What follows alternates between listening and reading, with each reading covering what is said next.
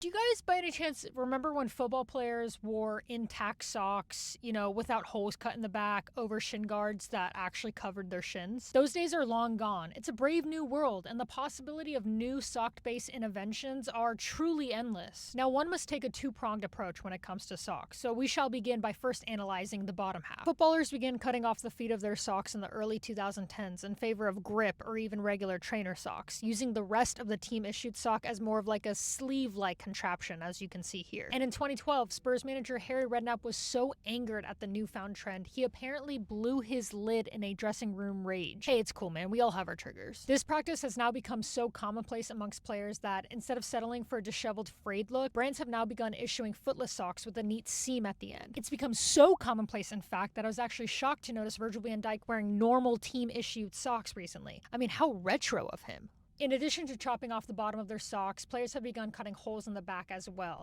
Why? To one, trigger dormant trypophobia in their fans, and two, let them calves breathe. Now the question is, have the footballers' calves gotten bigger or have the socks gotten tighter? Scientifically speaking, the socks have gotten tighter. Tighter socks actually allow for better compression and blood flow while also helping to prevent blisters. And Kyle Walker began to popularize this method of cutting holes in the back of his socks during the 17-18 Premier League season, and many began to follow suit. Okay, great. Now that everyone knows more about football socks than they do about filing taxes, it's time to move on to the kits. Football has changed a lot in recent years, and high-tech advancements in not only haircuts but kits have been some of the most visual changes we've witnessed so far. The 2010s marked a new era as companies began to make their kits a bit more aerodynamic, aka tighter, with their own versions of sweat-wicking technologies, with Arsenal actually coming out as the final boss of tight kits. That's right, Arsenal 2014-2015. Look at that.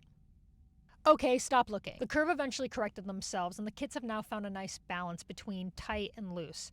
But long gone are the days of Wayne Rooney and Stevie G swimming around in a billowing jersey after scoring a banger.